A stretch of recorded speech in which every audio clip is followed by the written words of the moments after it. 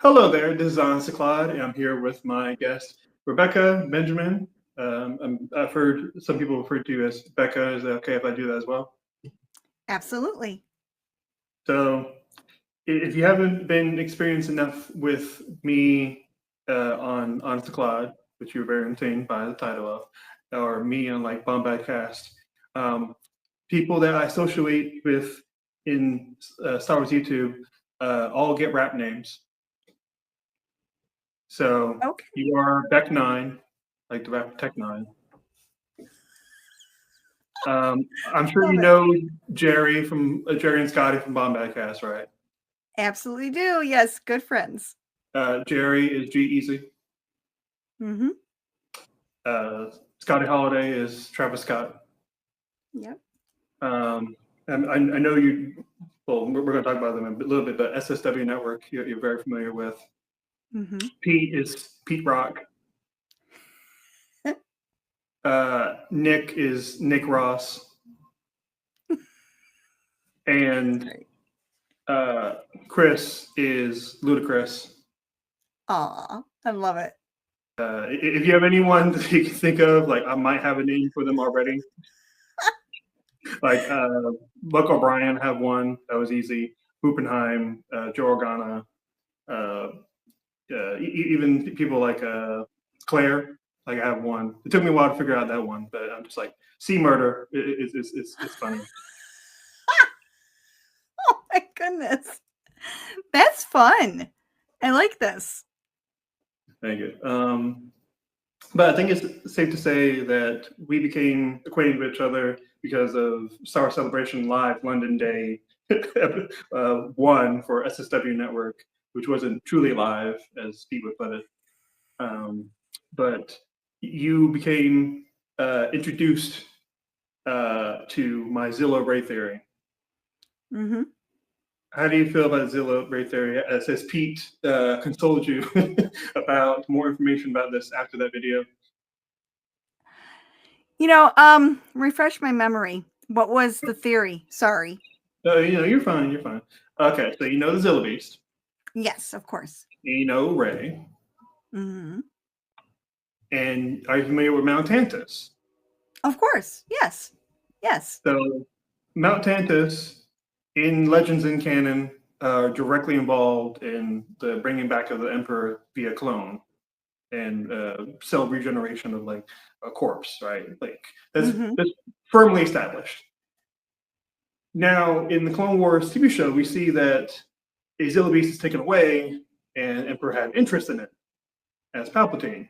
And we see a Zilla Beast is taken into Mount Tantus. And in Rise of Skywalker, we see that the Emperor can regenerate by absorbing electricity. Mm-hmm. So if the Emperor is genetically spliced with a Zilla Beast, therefore Rey is part Zilla. Oh, now I remember. That's an interesting take. And you know what? To be honest with you, I don't think it's too far-fetched in the way storytelling goes, especially in sci-fi fantasy. You get that even in Jurassic Park, where they splice DNA with a frog in order to fill the gaps in the DNA for the dinosaurs.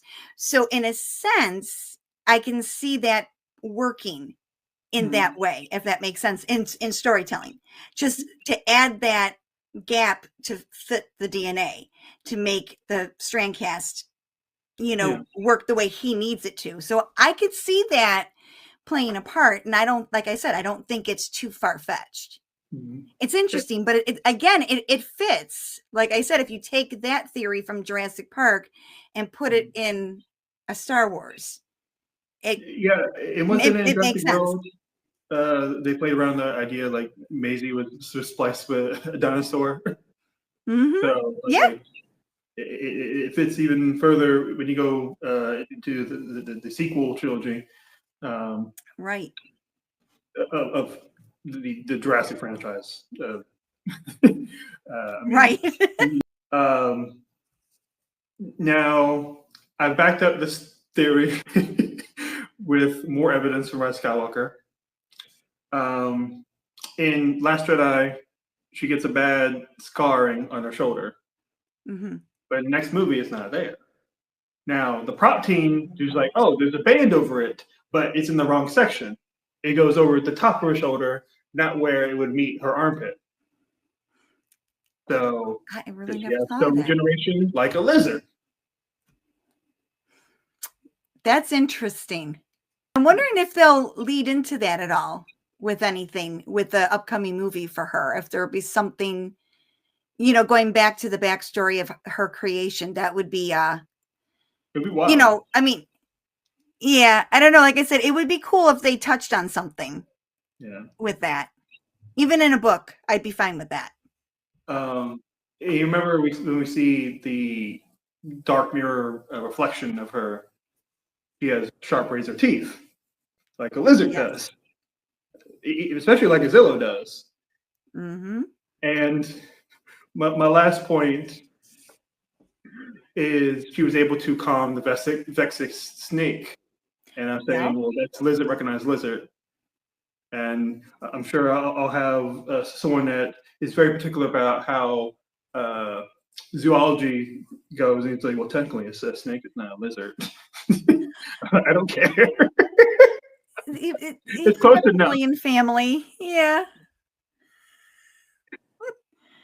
But on the second day of celebration, you got introduced to my other conspiracy. This one I don't believe. I just think it's funny if it were to happen. It's messed up, but it's Geode from the High Republic grows into a moon, and then he crushes Chewbacca after episode 9, just like he was crushed by a moon in Legends. Oh, dude, not Chewie. Oh no, and honestly, I just love Geode. Like anything, I just think we need more of Geode. There's just not enough. I'm pretty sure we're gonna get more Geode towards the end of this phase, because I know we're not through with it yet. It's just done for this year, but they're going back into phase 3 the beginning of 2025. So I'm really hoping we get some more Geode. But yeah, I mean, how long do they live anyway, that species? I don't know. Because I would love to see him turn up in something that's on the screen. Like, why not? Like, I don't know. He's a very solid character. So I just think. I mean, he has to be solid. Well, you know what I meant. I was going there. But yeah, there's just something great about that character. Claudia did such a fantastic job bringing him to life. And that's just funny. Him just becoming a moon. Oh my gosh. I'm sorry. Yeah. Yeah, I feel like you would lose it if it showed up in the new Mando movie. I would love it. I mean, I don't know. Like I said, bring it. I mean, why not? Yeah, with the things they've already have been doing, why not? Just give Geode a shot. Yeah, really. I've brought up this theory with people that are like a little further outside of just strictly Star Wars YouTube. Like I brought up this theory to Christina Ariel, and she looked at me as like the most disappointed mother when she read that, and she pulled out her plaque of like a glass case drawing of Geo. She was not pleased, but she at least finds it funny because like I responded Geo Moon under like one of her Instagram posts and she liked it, so of course she's not really angry. And I also brought up no, I didn't bring up Geo Moon. I brought up Geode. I would say that it should be brought up in the Young Jedi Adventures cartoon. Okay. I told that to Greg Winsky, who has done writing for the show.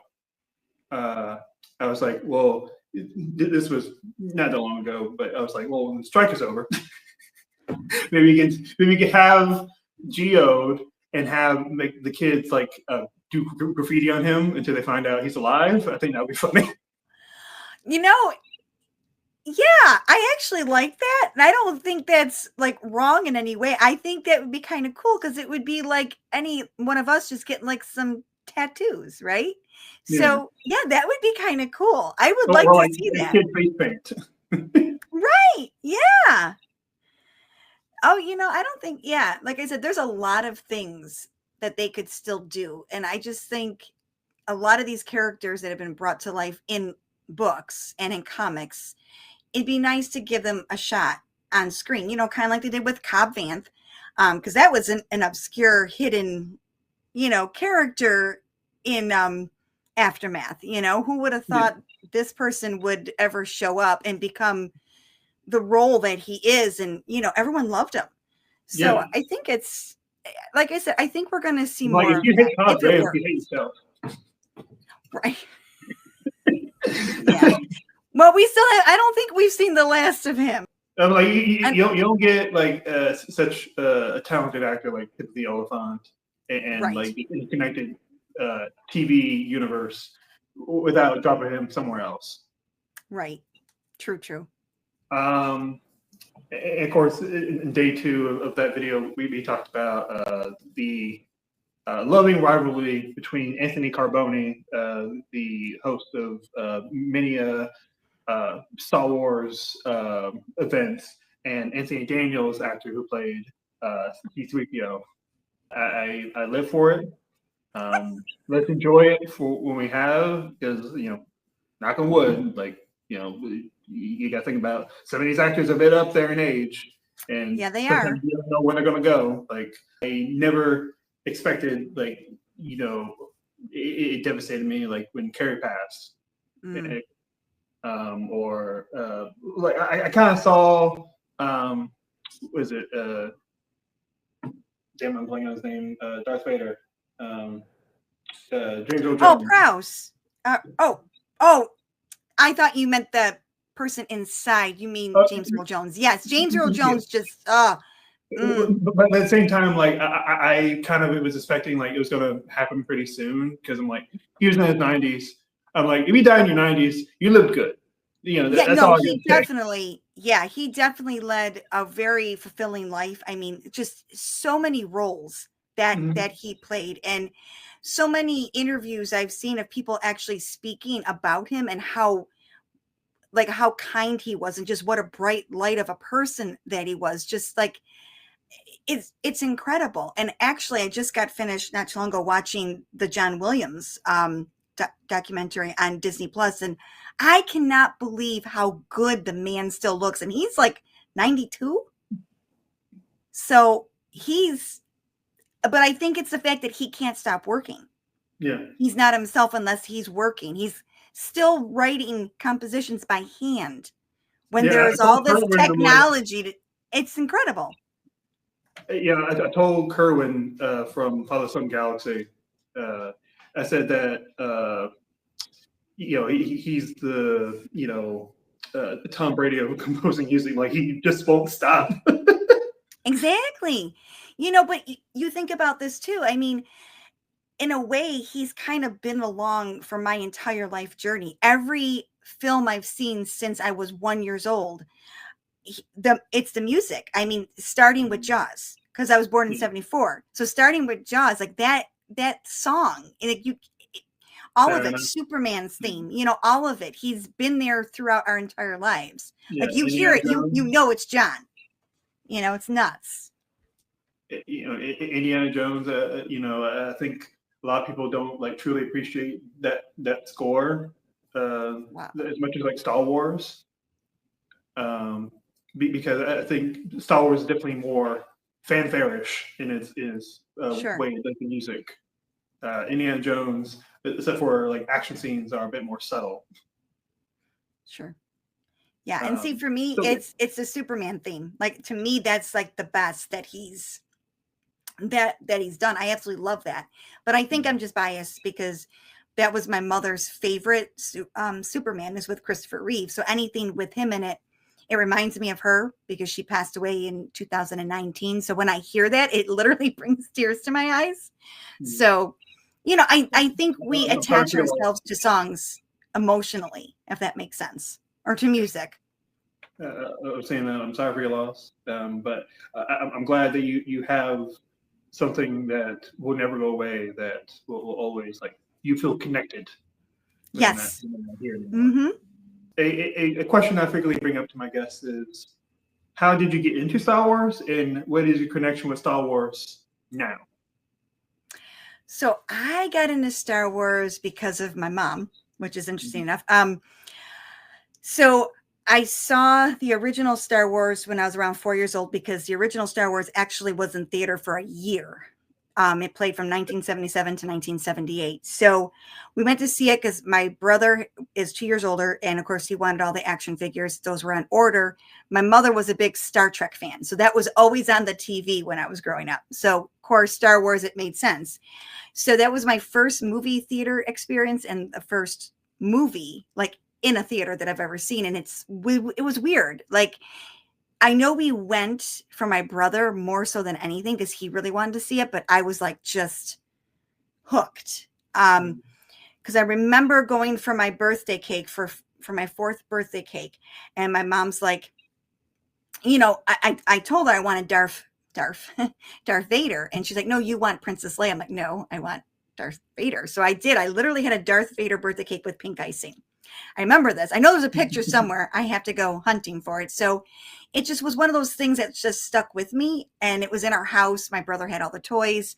I had a couple Ewoks, once Return of the Jedi came out, the little stuffies, plushies. And then, then it like faded for a while, as we call the dark times, until I became an adult. And there it was again with the prequels. And that reignited something. I went with my brother to actually go see all those movies, and it was a cool way to stay connected with him at the time, And I remember, it's interesting. I remember Revenge of the Sith specifically Mhm. because the moment of Padme's rumination scene and onward, I could not stop crying because I knew it was coming. You just know, you feel it, and And I remember him looking at me and going, there's no crying in Star Wars. Yes, I know, cliche from A League of Their Own. There's no crying in baseball, but he said there's no crying in Star Wars. But that's been an ongoing joke with the two of us because I'm very emotionally invested. And that's when I discovered the internet with hyperspace blogs. They had their, Oh, the official Star Wars site. Yep. right. So I got right in that, got roped into that. And from there, everything spiraled into what I do now. I've always said Star Wars is my therapy. If I didn't have that, I don't know what I would do with my time, because I always feel that you need something, some sort of hobby. And I Hopefully, feel it wouldn't be what Death Sticks is based off. right. Hopefully. Right. So, and I just, I don't know, I just gravitated towards those blogs and writing. Did a lot of that for a long time, and eventually it just took off into podcasting. Really never thought anyone would listen or tune in, but you know, reading blogs was disappearing. People were listening, because they were on the go. They're in their cars to commute to work, or they're outside, yard work, exercising, whatever. So I quickly switched from online blogs to doing podcasting, where we literally do our best just to review books, which that grew. It's weird because it was a niche with, a niche within a niche, it's books, but it took off, and it's an incredible thing because Star Wars has been something that I was raised with, and then I raised my own kids on it. Um, as my oldest would say, not by her own choice. She was kind of forced into it. Yes, yes, I know. But but they know things that most people wouldn't know. And I think that's great. So when they're having these conversations with people and something comes up, they know what they're talking about. Now, my Right. son, he's the big Star Wars geek of the family, other than me. Um, Just and it's so I great. have to let the guess. Right, and he loves it. He still does his Legos, he loves that. He's a big gamer, he's a big Cal Kestis fan. Um, Right. and yeah, I mean, he keeps me on my toes with questions and, did you see this? Did you see that? I'm like, yes, Jake, so we're, yeah, so I just think it's always been with me, and I keep it up and I pass it on to them. So we'll see where it goes. I keep threatening my co-host, so I don't know how much longer I'm going to do this. We'll have to see. So would you say that my father has it, my sister has it? Exactly. And that's the beauty of this franchise, though. It is extremely generational. Oh yeah. And I just absolutely love that. You can pick up and start wherever. It doesn't matter. It's almost timeless in its own way. So, yeah. I think that's one of the many aspects that makes it so approachable for people that like are going in blind. They Yes. see the familial connection. They see a young man longing for a new life, and that's pretty like almost everyone gets that. Like you Hmm. don't have to do much explanation. It speaks every tongue. Right. Um, Now I got into Star Wars watching, the original trilogy on VHS special editions because I was in my mother's stomach when the actual Oh, like airings of the original trilogy for the re-releases was coming out.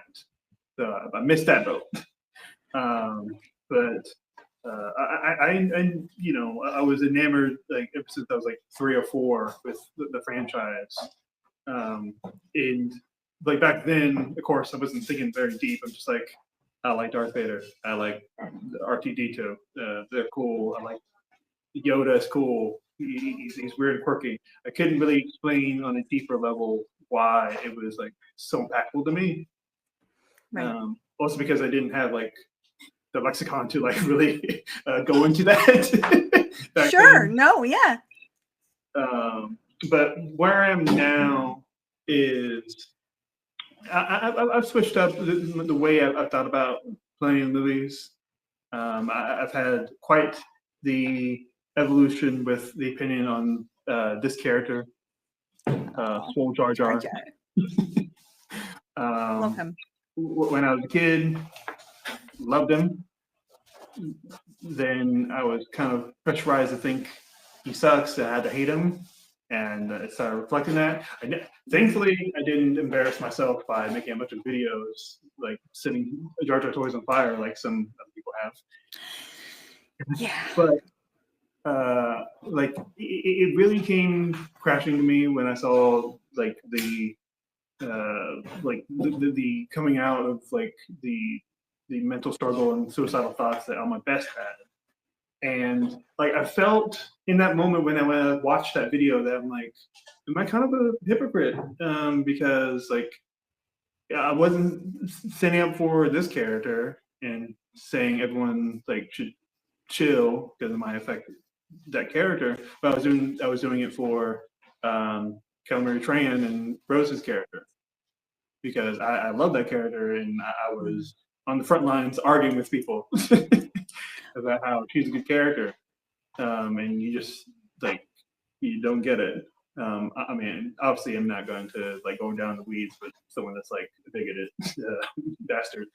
Like this is, but some of the arguments were just unreasonable, or they just wanted a reason to dislike it because they like disliked the movie overall. Like it was like that's the reason. Like no, it's because you didn't want to actually engage with the idea like that the hero is fallible and that he will fail you and he will grow from that. Like there's a big meta contextual conversation that is happening about Luke. You're just not willing to engage with it. Right. Right.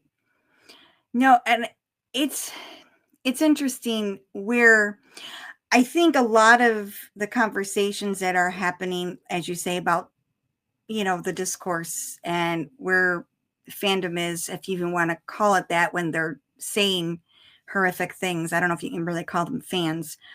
Um, but I believe it's only because it's being said through a text on social media. you're not face to face with people, as you were saying, when you were face to face with people and you were very passionate about what you were saying about Rose and the characters. People tend to shy away from what they put on social media when they're upfront with you face to face, right? You're not going to get that in the public, going on, only online, because they're hiding behind a screen. And I'm not saying that stuff wasn't happening before there was the internet, because it probably was in their own little groups, their little close groups. I'm sure people had things to say about the original trilogy. I mean, I don't know. I was way too young to even tell you if it was, because I was I just a mean, I kid. know there was a lot of like hate towards the Ewoks when they were Yeah. first. I loved them, but I was 9 when I I'm saw sure them. there was some fans that were angry enough to, like, I don't know, send hate physical mail Oh, to I'm people that sure. were working at the movie. I'm sure, which, like, why would you go through all that, right? I mean, that's just like, go out, Like, they could have done better, go dude. do something. Yeah, it's just weird. I don't understand, because I think what, as adults, what we tend to miss is that you can't capture lightning in a bottle again, like when you were that 10-year-old kid and you're watching it for the first time, right? Because you're at an age where you're innocent to the outside world, and the ugliness of it. So you're only watching it, and your most genuine appreciation is right there and then, because you haven't been spoiled by society yet. You have to think about that. So I think it's so important as an adult to remember who you once were, like, almost like get in touch with that inner child. There's nothing wrong with that. You're watching something that's supposed to be an escape. It's not real. I mean, I hate to break it to people, it is fake and in space. Yeah. I mean, and it's okay to be passionate about it because you enjoy it, and that's great. Um, and maybe just go in with less expectations, and you might actually walk out and enjoy it more. Which is why I'm really looking forward to Skeleton Crew, because again, we're getting in touch with our inner child. These are kids, and it brings back so many memories of, because for me, the 80s were the one of the best times for movies. That was when they really cinema focused on kids, adolescents, and teenagers. You weren't really getting a lot of adult roles, right? You were getting all these young kids. And that was like, I could so relate, because that was me. So I'm just so happy to see something like that again, but in Star Wars, because as you know, as a High Republic fan, a lot of the books are YA. A lot of them deal with the kids and coming of age. And I don't know, I just find those stories to be more relatable and more fun, because there's not that it's not, when you're an adult, everything is very cynical. And I hate to say that, but these kids, they don't have it. They're calling it as they see it, right? And I'm excited to get back into that again. And these kids just look phenomenal. I mean, come on, Neil. Sorry, it's all about Neil for me. There's heavy inspiration from Amblin, Goonies, and ET built Yep. into the DNA of, like, the way they're making this. And they got someone to work on it that already has done, like, I mean, definitely a little older, but the young adult story.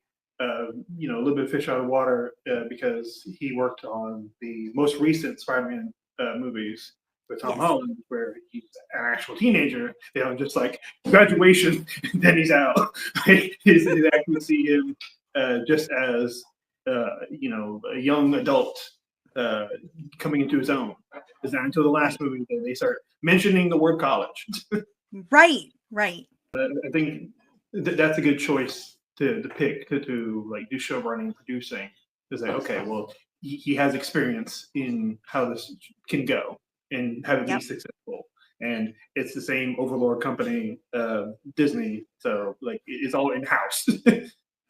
Right. Absolutely. And I really do feel that, I think for the most part, a lot of what we've been getting in Star Wars has kind of gone away from George's original concept, which was these are stories meant for kids, like the 12-year-old kid. And he has said that on record multiple times, these were meant for children. I'm not saying that adults can't like it. I mean, but that's what makes it, as I said earlier, generational. You can sit and watch it with your entire family, grandparents, parents, your kids and the cousins, like there's not something where you gotta, go, oh, you gotta cover your ears, you gotta cover your eyes. I mean, it's Star Wars. It was meant for the whole family in a sense. And I think that's the beauty of it. And seeing them get inspiration from Goonies and bringing that in, I mean, oh my, because Goonies was huge back in the day. And then, there's that little bit of Lord of the Flies kind of esque going on, and you said E.T., things like that. I mean, I don't know. I just think it's whimsical, and that's where we're supposed to be with this. Yeah. And I'm happy for it, because what's not to like? I mean, they're kids. We've all been there, right? You're bored. School's boring. Let's just skip and do something fun. I mean, Interesting pitch if they wanted to like do something more like ET. Have it all be kids. They're all space aliens, and like they get a human, and they're like, "What the hell oh, is this?" that's funny. Yes. And then See, maybe now make the human like a wild jungle kid, like Tarzan. I think that'd be a fun dynamic. that would be great. And see, and that's something I would be interested in. But at the same token, it's okay to have serious stuff too. But I do think this is nice for a change. We don't really have anything like this, at least not in live action. I think the closest thing they probably have would be something like the Young Jedi Adventures, which is that animated, because they're all little kids, Yeah, but this definitely feels more welcoming to ages outside of the Yes. target demographic. This is a show that I'm looking at. I'm like, okay, adult can enjoy this. Adult might be turned off by Young Jedi Adventures. That's more for put it on for the kids. I'll occasionally look at it while I'm doing something else, like cleaning up the house. Right. like, what diehard Star Wars fan is just like they're diligently taking notes while looking at Young Jedi Adventures. I don't see it happening. I just don't. As I knock at it, I'm like, it does what it's made to do. And I think they were onto something too when they did the latest Lego Rebuild the Galaxy. I just thought that was so well done. You didn't? Did you like it? Yeah, okay, yeah. Okay. That's why I made this face. It's just like it's like the stereotypical chef. I'm like, that's delicious. Oh, I mean, that was perfect. I mean, and it was the closest we've ever gotten to like a what if in Star Wars, which is, I'm all about that. Like, give me that. I would give so much money to something like that. I know, I'm just saying. I want to see that too.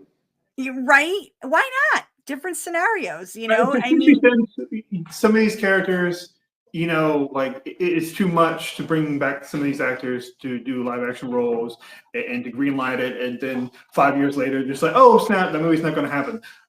TV show, animated, lower stakes. Yep. Like imagine it just like they did a what if episode of like what if Kitster became the hero of the galaxy. You can bring back that guy who was a child actor, now a grown man, because there's no other reason to bring him back. Theoretically, but this is low stakes, chill. You can bring back practically whoever you want because you can sit it whenever you want. It's not constrained by the shackles of like, does this make sense in a timeline? Correct. Here's an idea. Right. Let's do something fun with it. And if you like it, cool. Right. Well, and that's just it. Like when you look at what they did with Kenobi and they give you more backstory on Beru and Owen, that was great because we didn't know really what Beru and Owen ever really did other than raise Luke, but we didn't know how that went. We're thinking, oh, it's probably boring. They're just on a. I mean, even in the books, it's pretty. it doesn't have that much information. No, I mean, it gives you a little, but this was cool to see how prepared they were because they already had an idea that this could happen. Something like Bruce this with the of shit. this level.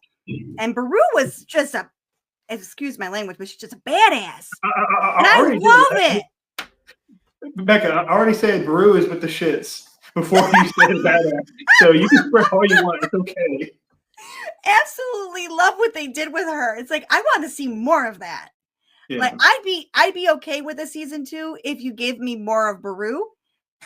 It sounds like you just want the Baru show. Right. You want Baru to become a bounty hunter. Yeah.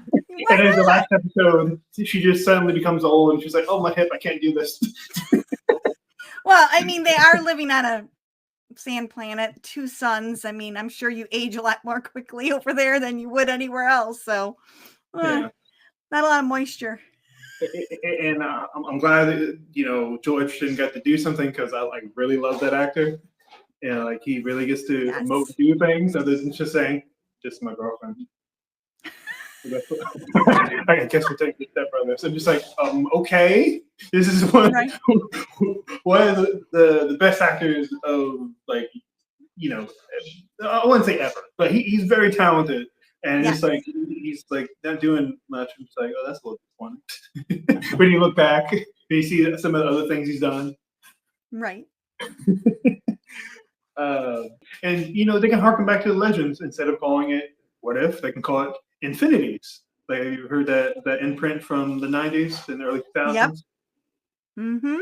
Oh yeah, that would work too. I mean, there's just a lot of different things they could do with that, and I'd be okay with it. Like I said, I mean, somewhere they have to start going outside of their box that they have for what Star Wars is. I think that would, maybe bring in a bigger audience because this is not the same audience that they had. I mean, back in 77. Some of us are still here, but some of us aren't, really even into it anymore. But you have to evolve. You have to get the younger generation all involved and liking it. So you have to do something a little more with the times to bring them in. Are you saying that some Star Wars fans can't accept change? Yes, I am. I mean, I'm okay with it, but let's not lie to yourselves. I just wanted to make a little joke. I asked my guests what is their favorite, least favorite, underrated for film, TV, books, comics, and video games. I made sure to write that one down because somehow I keep forgetting video games. So, what is your favorite, least favorite, and underrated when it comes to the movies? Oh, it's so hard because I never rank or rate the films. Never do. So this is hard for me. So I use the terms just you're not trying to go for objectivity. You're just like, right. This one's the one I enjoy the most. This one I enjoy the least amount. This one I think could use more love. Right. Okay. So for me, my go-to Star Wars film, I know it's going to sound really weird, is A New Hope. Yes, the very, very first one, because it is the one that has a beginning, a middle, and an end. It's like a complete story. And I just it's like a comfort. So that is my go-to. One that I think I need to give a little more love to would probably be The Phantom Menace. And there's nothing wrong with it. It's not the one that I would choose to usually go to. I bought a full Jar Jar with my own money. And here's the thing. I love Jar Jar. I mean, I do. Due to the fact that my son growing up absolutely just till this day still loves Jar Jar. So when you see Star Wars through the eyes of your kids, it changes you. Yeah. And the one that I would think is underrated, Last Jedi, because I really think that was something completely different that really struck a chord with a lot of people because, as we were saying, that whole acceptance of trying something new. Yeah. Because here's the thing, at the end of the day, it worked. And I think that's why so many people still talk about it till this day, Right. the back and forth. So that's where I go with the movies. For me, Last Jedi is my favorite. My least favorite is the holiday special. Is that a film? Would you consider that a film? It is a TV movie. It counts. Okay. Underrated is definitely Solo. Do I think it's the best by any stretch? Not even close. But I feel like there wasn't enough people that were like really wanting to engage with what the ideas it's presenting. They're just like they got so hung up. It's like it's not Harrison Ford. I'm like, well, no shit, because he's old as hell. It's like it's not gonna work. Exactly. And not only that, I think Don Glover's performance as Lando is better than Billy D's. I'm talking about acting. Acting, yeah. I'm not talking about character. I'm talking about acting. Yeah. I love what he brought to that character. Yeah. I mean, just absolutely hands down. Yeah. No. I agree with you. Mm-hmm. Hands down. Hands down. Don't do this now. Come on now. TV. This is hard. Because and here's the thing. I absolutely want to say Acolyte for my favorite. I really, really, really, really do. But because as you can tell behind me, my pillow's there, I am an Anakin Darth Vader girl, 100%. So I think when it comes to TV, it's so hard. I'm going to go Obi-Wan. Okay.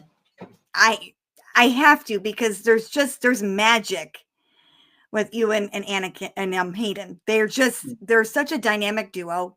Like, I'm sorry, I could sit there for 2 hours and just watch blooper reels of the two of them. Okay, Yeah, and I'd be a happy I'm girl. pretty much in the same camp. Like Kenobi is my favorite of the live action shows, at least. Yeah. Like I know people love harping on that one scene where the thug like bumps into a tree awkwardly. Like I get it, I get it, but I'm like, there's so much good that one awkward moment is like overshadowed like completely. Absolutely. It's not even close. I'm like, the final episode got me teary-eyed. Yes. Oh my gosh. Like, I'm not, no lie. Young Leia blew my mind. Was not expecting that. And when we got it, wow. I mean, this child just nails portraying the Leia / Carrie Fisher. Yeah, She was so good. I really wish, like, for anything, that's something that Carrie would be able to actually watch, just to see her. Oh, she would be a puddle. She'd just be like, oh my God. Yeah, I could just, no, she would have loved it. Absolutely. Yeah. Oh God, Obi-Wan. Yeah. I do want more of that. Well, we already said Beru. The Beru show. Yeah. Beru. the Book of Beru. Thank you. Yes, absolutely. Do you have a least favorite of the televisual series? Yeah. Book of Boba Fett. I know it's terrible to say it. It's not that I did not enjoy it. It's just the least of my watch of the TV shows. A lot of them I can watch. Like when the new episode would air, I'd have to watch it several times. With this series, I didn't do that. That's fair. It's not that I didn't enjoy it, because I think they did a good thing by bringing Boba back to the forefront, because there's a lot of mystery there. And Ming-Na Wen as Fennec, I mean, come on. She's just amazing. Like she's just solid. She seems like a really good person. Like aside from the character. So right. And of course, gorgeous for her age. Like I would. Some people would literally kill that good. Yeah. I want whatever she's having. Please. Yeah. Would say I enjoy Book of Boba Fett more. It's not my favorite. It's not my least favorite. Individual episodes are some of my favorite of like the respective series. Like the one where Boba Fett carves out his own gaffy stick. I think is amazing. Yes. Mm-hmm. I put it above most Mandalorian episodes. That one episode. I agree with you with that. Yeah. I like the whole journey when he does the whole mental journey, you know, like you said, finding, Vision you know, Quest. yes, being led to the tree. And, you know, first of all, a tree on Tatooine. That's interesting, isn't it? Yeah. Just saying. So yeah, I like, yeah, you're absolutely right. Like that one whole episode was just, yeah, that was it was such a spiritual thing. He got hit up by a peyote lizard. He went on a vision quest. Right. And then there was like some imagery of like him like being birthed from a canal. It's very, very interesting. Yes, it was. That's something that Star Wars normally does. But True. I'm glad it exists. Same.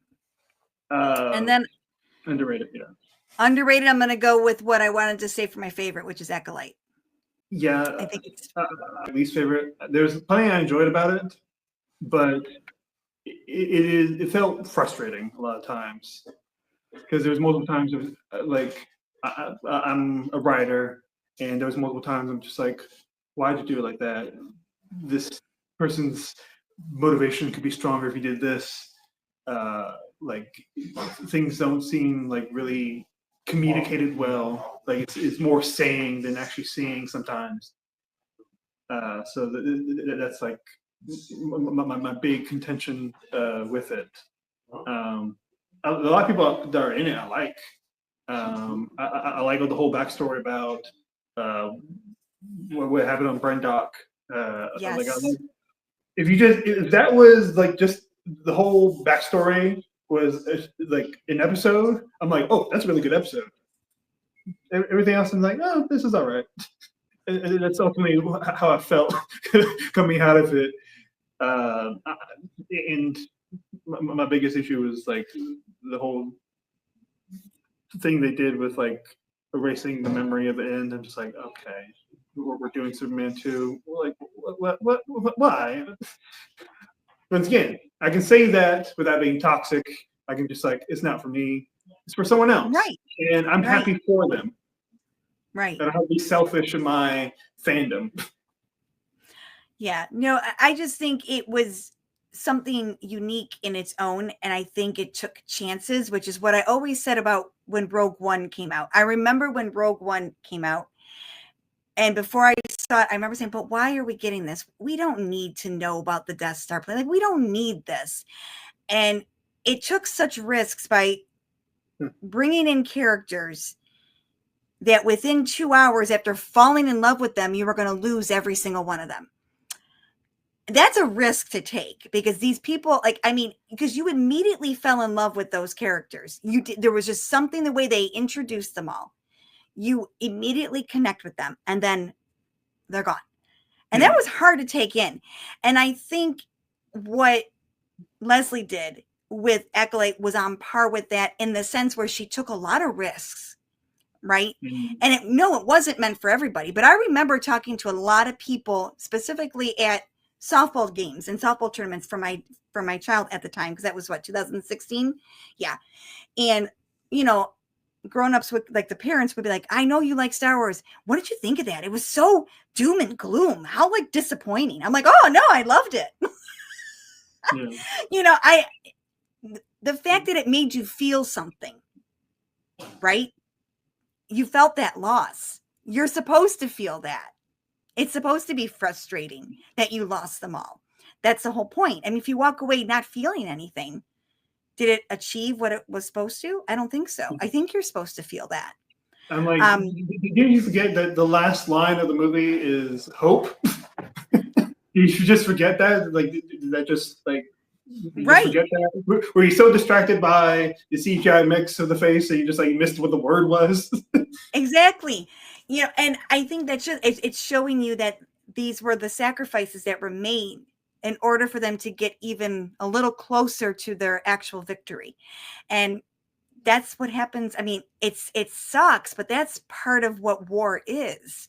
Not everyone's going to make it. I mean, Luthen says it best with his whole monologue in Andor season 1. He's not doing it for himself. He's doing it for everybody else after him, so they can have peace, so they can actually see a sunrise. Yeah. He won't, but they will. Yeah. You know, it's for, again, I'm being honest, this season is going to hit so differently. I'm down for, you know, the appreciation of the true socialist hero of Luthen, standing against the oppressors. I'm totally down for it. Yeah. So, do you have least favorite, underrated when it comes to like books and comics? That's hard too. Comics, I got a backlog of comics I still haven't uncovered yet. You know, so comics, you know, it's like, it's not something that I feel like I need to feed off of all the time. So it's not something I take to heart like I do with the books specifically, or the films. So let's do books first. Oh my gosh, I do have a favorite book, and nothing has been able to top it, though Mike Chen did come pretty close with his Brotherhood. I absolutely love the novel version of Revenge of the Sith. That is my favorite Star Wars novel. And there's just so much depth in that. Well beloved in the in the fandom. Yes, and it's just so uniquely written. I mean, Matthew Stover, he does this whole poetic side to Anakin that just like, it blows your mind, because I know when the movie first came out, a lot of the fandom, they couldn't, I guess they couldn't gravitate or couldn't accept how quick he turned, right? But if you read the book, it's not that quick. He's sick to his stomach. He's not sleeping. He's haunted by losing the one person that's left in his life, and he can't do anything about it, but yet he's supposed to be this chosen one. It's that internal fight that he has, and it's constant, and he's sick over it. I mean, it's devastating to read it, and then you see it in your head, you know? Yeah, I just think there's a beauty in that. There's a beauty to the suffering. I know that sounds really wrong in like so many ways, but I'm gonna be honest. Revenge of the Sith is like so confusing of like how much time passes in that movie. You're not wrong. Padme is not showing, so there should be months, right? But you watch Clone Wars, the final season, and it seems like just happened like, I don't know, a day and a half. Like, make up your mind. How long is this? I mean, it's actually longer. I mean, but from the time he gets back to Naboo after what him and Obi-Wan go up against Dooku, Dooku.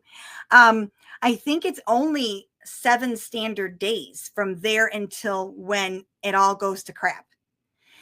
But that's one hell of a week. And that's also a lot of concealing of twins in your body. Right. Like, a lot of robes. I'm not saying it's never happened in history. Like, I'm not going to be that obtuse. Like, a woman's never like been able to successfully hide. But I'm just like, your dressing should be a little clunkier. Just a little. Right. But she's a senator. She's got lots of, people who can disguise themselves as her, and it's insane. But you need a wall of people just to be around her at all times. So you can't really parse over. That's what you need. Right.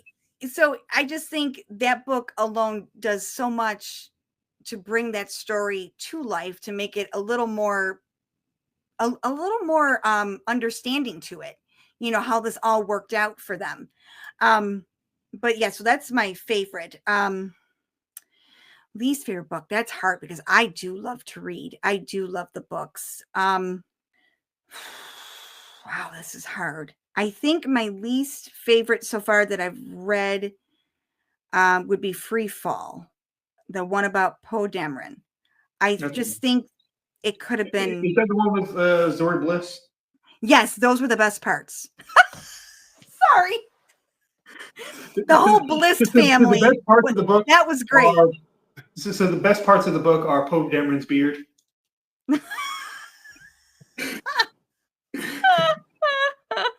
Oh, but yeah, I just it just didn't hit me like I wanted it to, which is sad because I love Oscar Isaac. Like I just think he's great and Yeah. just so many things. He's got so much range, you know. So I was expecting a little more, I think.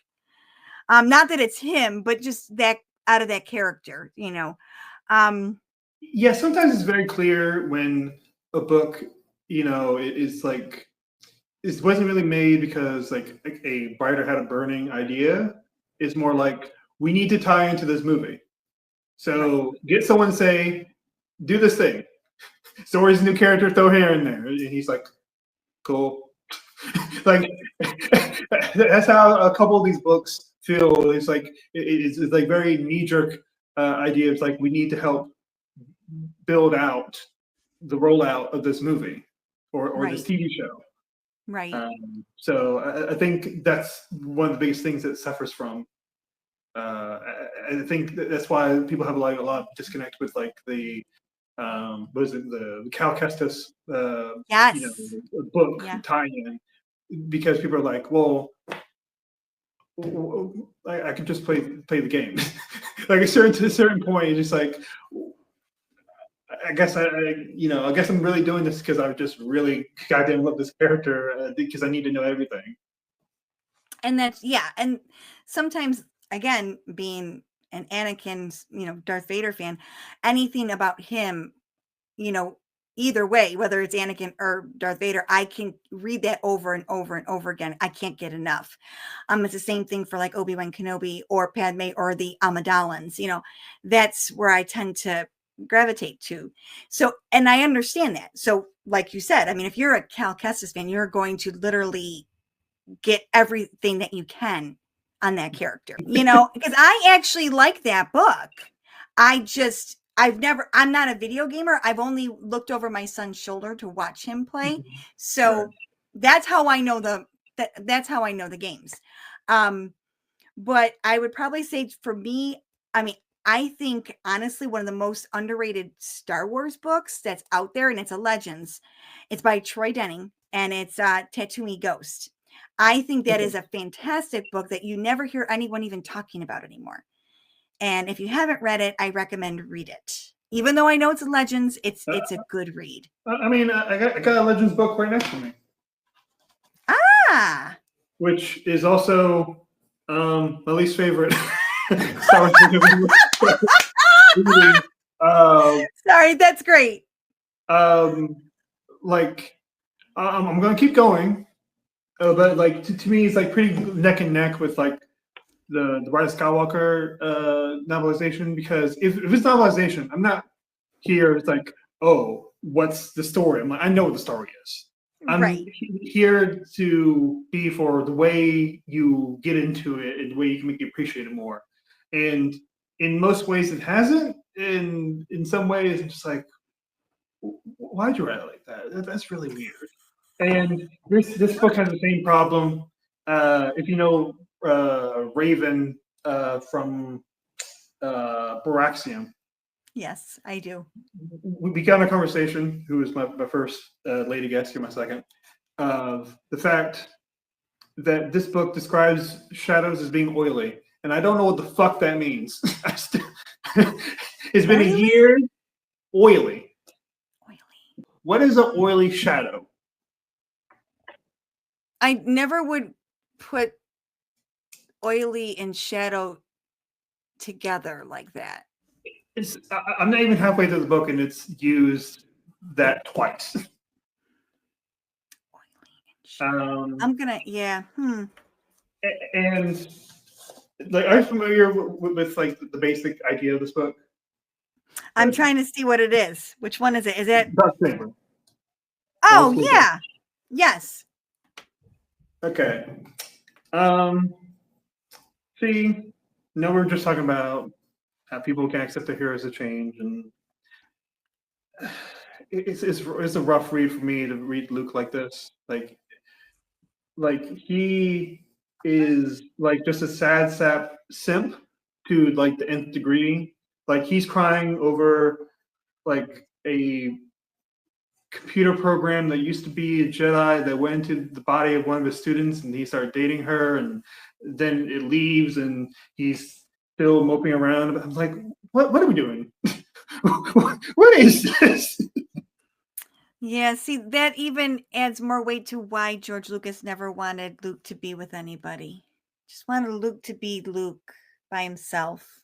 Yeah, like I don't have that much issue with Mara Jade. I'm like, okay, whatever. I mean, do I like her solo comic? No, like I'm sorry. it's gonna be nice, but like that is the one book that if I start reading, I know it's gonna be easier for me to sleep because it just kind of lulls me. Right. And I don't want to like make it seem like I'm trying to beat up on the writer or anything like that. And like, you know, It's just got not, but it's not for me. It's not for me. it's not for you. And that's okay. I guess so far, to be honest, I have never finished a full Star Wars novel. There's barely any novels I finished, to be honest. It takes me way too long to read. Like a year to like really to get through a bulk of a book. But so far, I really love Adam Christopher's Shadow of the Sith. Shadow of the Sith. I really enjoy that one. Even It's a though great book. he's juggling with some retcons I'm not in love with from Rise of Skywalker, I still enjoy the story. And to me, and just like that shows when you're like truly good writer, if you can take something that the reader really isn't feeling and you make it so they're interested. Yep. To me, that's a whole other level of ability to write. Mm-hmm. I don't know. I can't do underrated because I haven't read enough. So whatever. Video games. Yay, video games.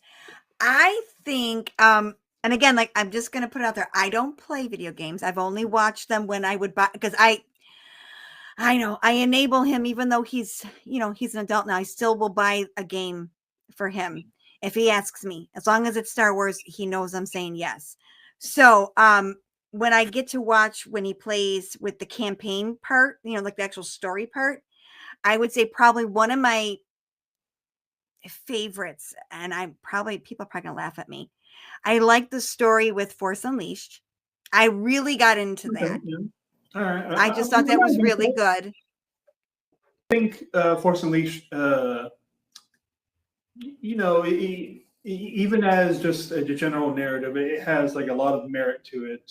It's not just hack and slash the fantasies of a 14-year-old boy. It's not just that. Like, isn't he badass? Because he's like the disciple of the Darth Vader. It's not just that. There is a through line and a character arc with Yes. with the protagonist. Mm-hmm. And shout out to Sam Witwer. Yeah, right. No, I know, right? Oh, Sam.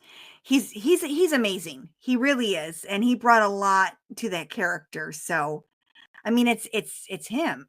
I mean, you look Yeah. at it and you see him, There was just a lot of story in that. And I remember just watching it while he would play, and I was just so into it, especially with the parts with Shakti. I absolutely love that because I feel like we were robbed of really seeing her in Revenge of the The Sith character and all that. died like 4 different ways. Like, do we really ever get a canon version of how that happened? Do we really know? Yes, the official canon is the deleted scene where Anakin stabs her in the back. Okay, all right. That's the official version in Legends. Well, that's so bad. How Yeah. dare he? The conspiracy I oppose is that there are Shakti clones. That's the way you park through all of it. So, do you have least favorite underrated for this category? Because you're not really engaged with it.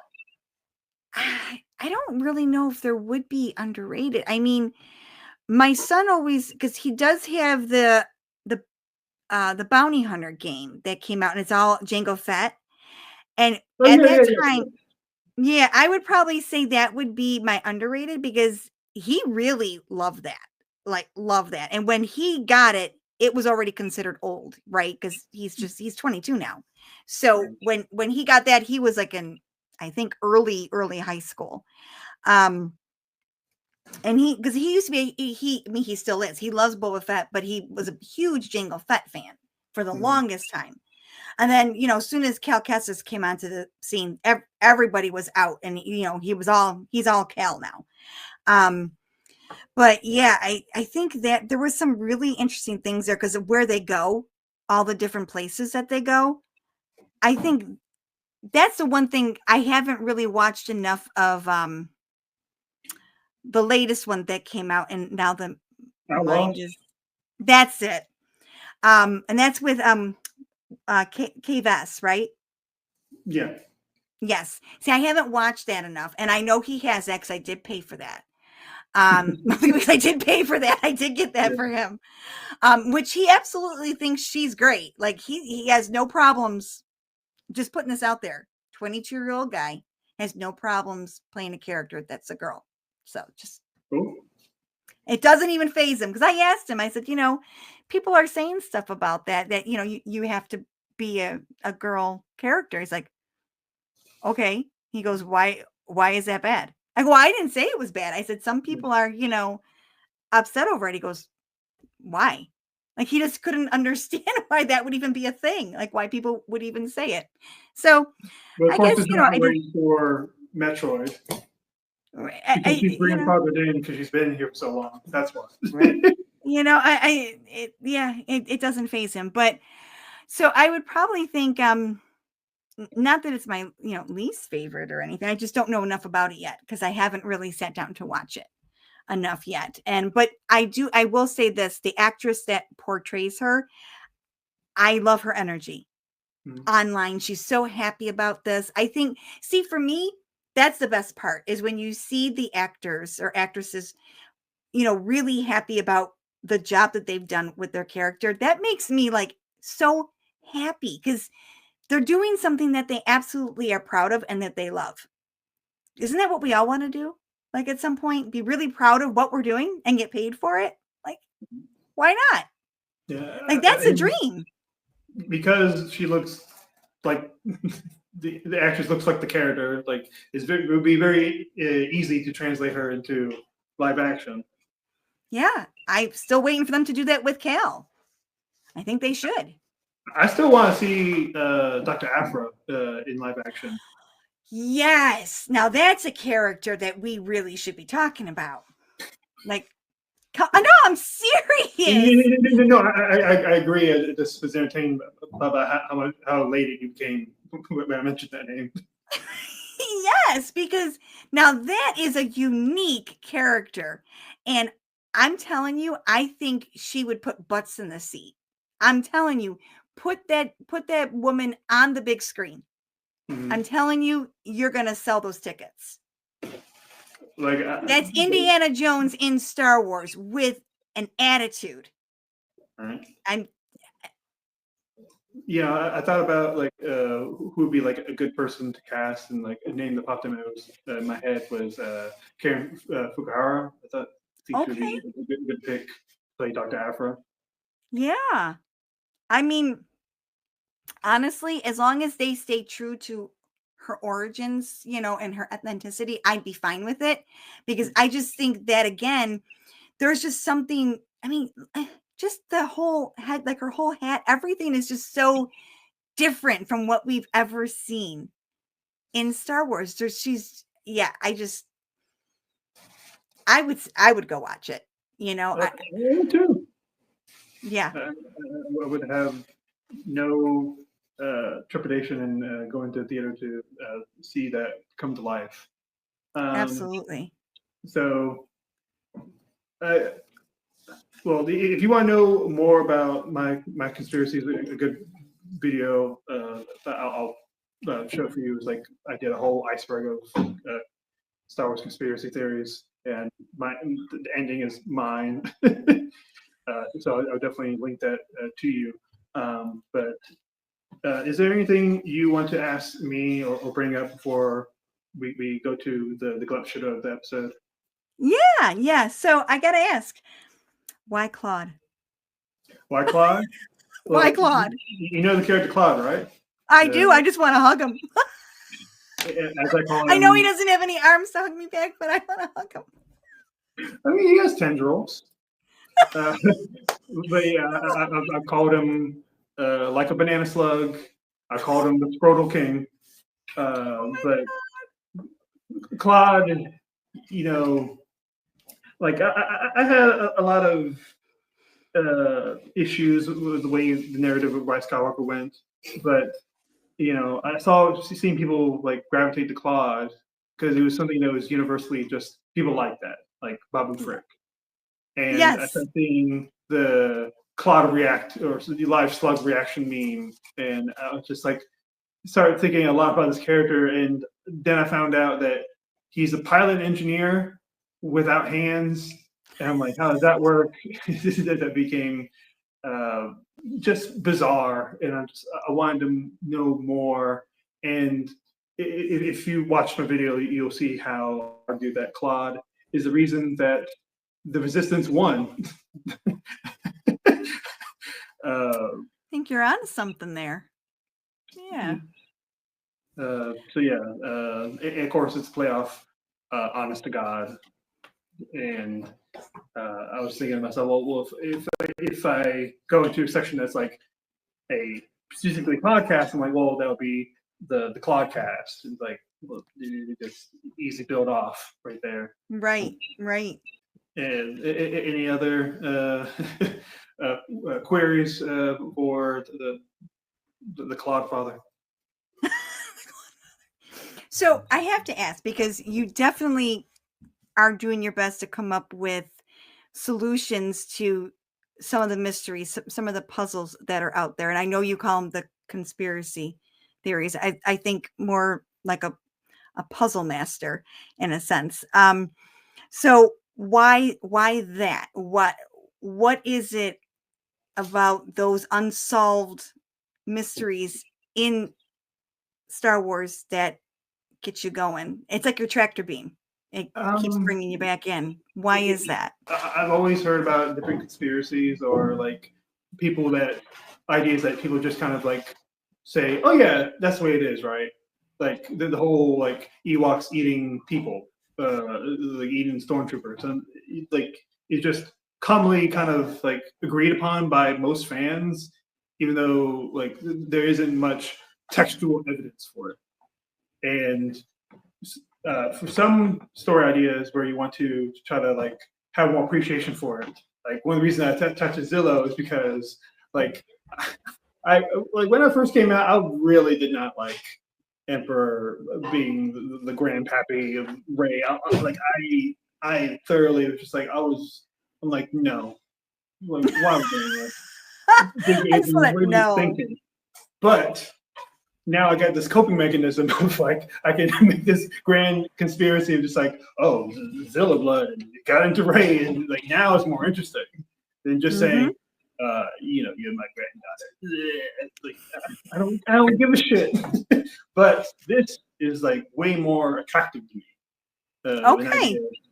So that's like the huge reason, but behind like why I like playing in the sandbox of like, ooh, did this happen? Or could this be? So that's why. I like that. Yeah. Becca, are you ready for the glut shido of this episode? Yes, I am. Have you heard of the character of KE4N4? It's definitely a droid. Yes. And I don't know why I'm thinking Shadow of the Sith book. But No. I know I'm not right. But that's where I'm going. Okay. So I'm wrong. I know that, but I know it's definitely a droid. KE4N4 is an astromech that flew with Lieutenant Callan in her E-wing escort freighter on Lothal. Okay. Only appearance was in episode 1 of Ahsoka.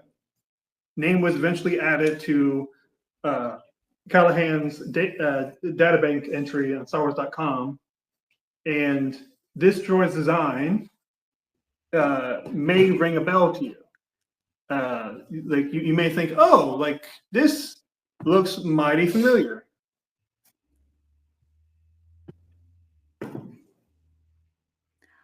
Oh, yes. Now, where have I... Wait a minute. So the droid looks exactly like this toy. This was the original look they had for R2D2 for the Kenner series, and they just translated the little big eye lens and the like triangular cutouts for this droid in the show. Now I'm disappointed that on Wikipedia and on database entry it does not mention where this design originated from. I remember people online talking about it, but if you go to either one of these websites, it doesn't mention where this design comes from. Well, that's odd. KE4 was, just the astromech in the E-wing of Callahan, the Lady Resistance officer, beginning of the episode, looking for Sabine while she's hightailing through street. How do you feel about KE4N4? I don't think we have enough of that droid to really make any assumptions whatsoever. I mean, do you think there's a possibility we'll see them in season 2? I think there's a possibility, especially if we go back to Lothal, because I think we will. I don't think there's much of a reason for this droid to leave, because I'm like New Republic, they have a good amount of people. Like if there's an emergency somewhere else, like like a Thrawn, like they can just go. Like they don't need to dispatch everyone. Like while everyone, like they're supposed to be like the beat cops that are like making sure you're not speeding. Like they can just do that. But yeah, I think this character is cute in its design. I think that's a big draw of this character that just has some bleeps. We don't know much about any personality. Not yet, no.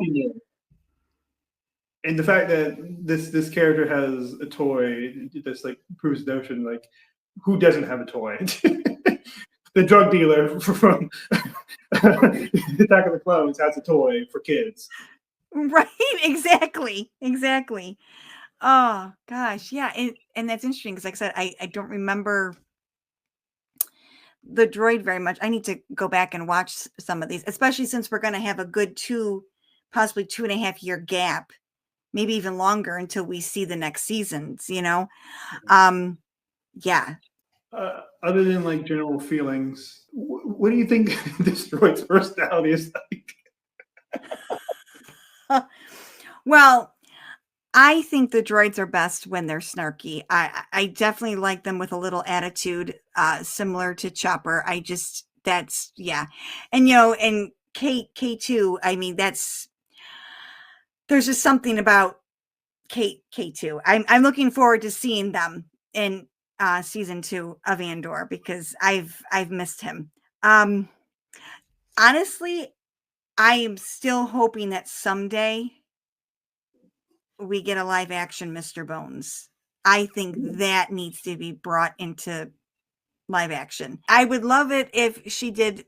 I mean, I'm going to say she, but if K2 had a bit of a sass, I think that makes these droids stand out, the more attitude that they have. Because let's face it, a lot of them probably feel, used to the. I mean, unless they're R2D2.